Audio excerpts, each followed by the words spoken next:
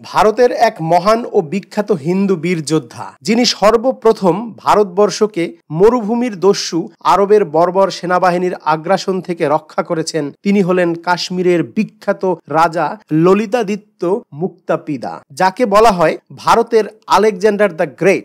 কাশ্মীরের মহান রাজা ললিতাদিত্য মুক্তাপিদা তার জীবদ্দশায় কোনো যুদ্ধেই পরাজিত হননি।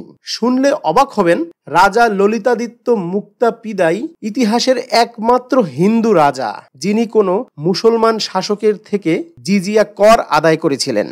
তিনি ভারতবর্ষে নির্মম সামরিক অভিযান পরিচালনাকারী আরব সেনাপতি জুনায়েদের সেনাবাহিনীকে যুদ্ধে পরাজিত করেই ক্ষান্ত হননি, পরাজিত ও বন্দী আরব যোদ্ধাদের মাথা অর্ধেক ন্যাড়া করে রাজপথে হাঁটিয়েছিলেন। কাশ্মীরের বিখ্যাত ঐতিহাসিক কলহন কর্তৃক রচিত রাজতরঙ্গিনী গ্রন্থে দুর্দান্ত প্রতাপশালী রাজা ললিতাদিত্য মুক্তাপিদার বীরত্বের বর্ণনা রয়েছে।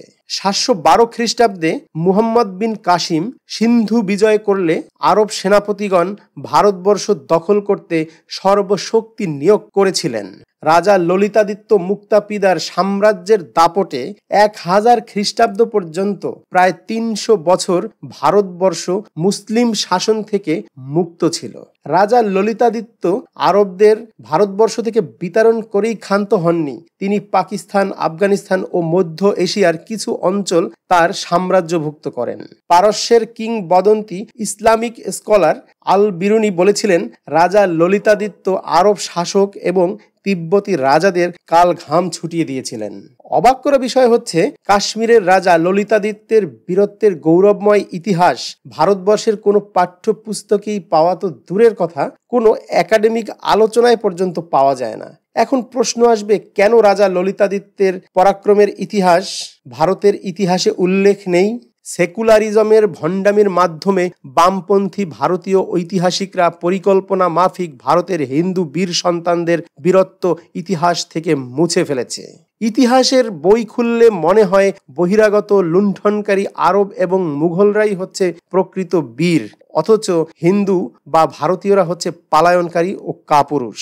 অথচ ভারতের আলেকজান্ডার ললিতাদিত্যের পরাক্রমের ঐতিহাসিক তথ্য নিয়ে একটি পরিপূর্ণ ঐতিহাসিক গ্রন্থ রয়েছে। খ্রিস্টীয় 7ম শতাব্দীতে রাজত্ব করা এই মহান সম্রাটের পূর্ণাঙ্গ জীবনী নিয়ে কাশ্মীরের বিখ্যাত পণ্ডিত ও ঐতিহাসিক কলহন 12শ শতাব্দীতে রাজতরঙ্গিনী নামে একটি ঐতিহাসিক গ্রন্থ রচনা করেন। ঐতিহাসিক কলহন রাজা ললিতাদিত্যের মৃত্যুর 500 বছর পরে ললিতাদিত্যের জীবনী লিখেছিলেন, তাই ধারণা করাই যায় ঐতিহাসিক কলহনের রাজতরঙ্গিনী গ্রন্থে বর্ণিত ললিতাদিত্যের বীরত্বের ইতিহাস সঠিক ও নিরপেক্ষ। ললিতাদিত্য মুক্তাপিদা 699 খ্রিস্টাব্দে জন্মগ্রহণ করেন। তার পিতার নাম কাশ্মীরের রাজা দুর্লভ প্রতাপাদিত্য। রাজা ললিতাদিত্য মুক্তাপিদা পিতামাতার তৃতীয় সন্তান। মাত্র 20 বছর বয়সে 719 খ্রিস্টাব্দে অথবা 724 খ্রিস্টাব্দে ললিতাদিত্য মুক্তাপিদা কাশ্মীরের সিংহাসনে অভিষিক্ত হন। ঐতিহাসিক কলহনের তথ্য অনুযায়ী রাজা ললিতাদিত্য 36 বছর 7 মাস 11 দিন রাজত্ব করেছিলেন। ললিতাদিত্যের রাজত্বকালে কাশ্মীর তৎকালীন ভারতবর্ষের রাজনীতিতে গুরুত্বপূর্ণ আসন লাভ করেছিল। 712 খ্রিস্টাব্দে মুহাম্মদ বিন কাসিমের নেতৃত্বে আরব সেনাবাহিনী সিন্ধু বিজয় করে। বিশাল ও পরাক্রমশালী মুসলিম সেনাবাহিনী মুলতান, সোয়াত, পেশোয়ার জয় করে সমগ্র ভারতবর্ষ দখল করার জন্য উদ্যত হয়েছিল। বিজয়ীর উদ্যমে আরব সেনাবাহিনী এগিয়ে আসছিল কাশ্মীরের দিকে। রাজা ললিতাদিত্য কিন্তু সেনাবাহিনী নিয়ে আরব সেনাবাহিনীর দিকে তেড়ে যাননি, বরং সেনাবাহিনী নিয়ে আরব সেনাবাহিনীর আক্রমণ প্রতিহত করার সঠিক সময়ের প্রতীক্ষায় ছিলেন।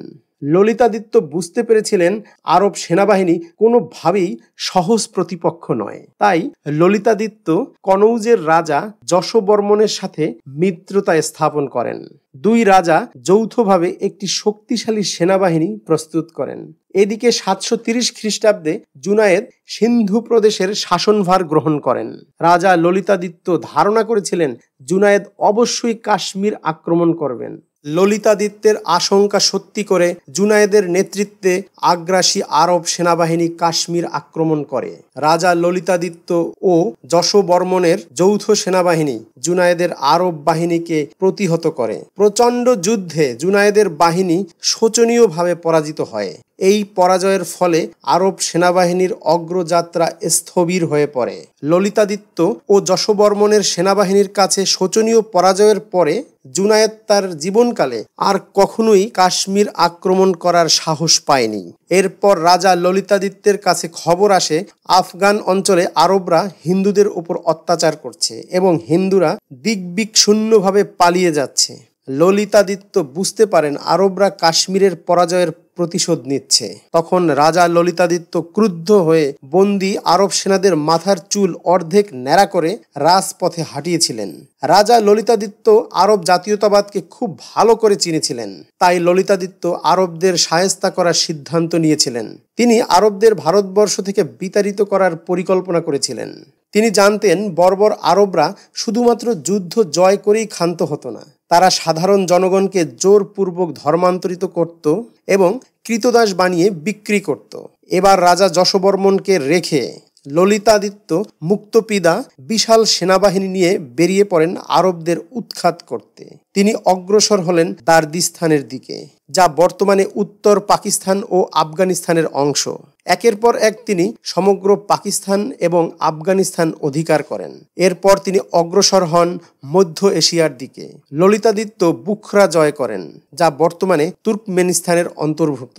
বুখরার শাসনকর্তা ছিলেন মুমিন নামের এক আরব বংশীয়। পরাক্রমশালী মুমিনকে ললিতাদিত্য 4 বার যুদ্ধে পরাজিত করেন এবং তিনি ইতিহাসের একমাত্র হিন্দু রাজা যিনি আরবদের কাছ থেকে জিজিয়া কর আদায় করতে পেরেছিলেন।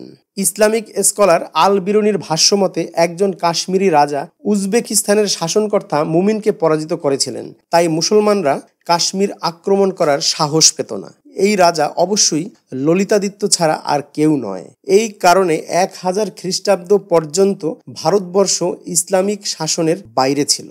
আজকের মতো এখানেই শেষ। সাথে থাকার জন্য ধন্যবাদ সবাইকে।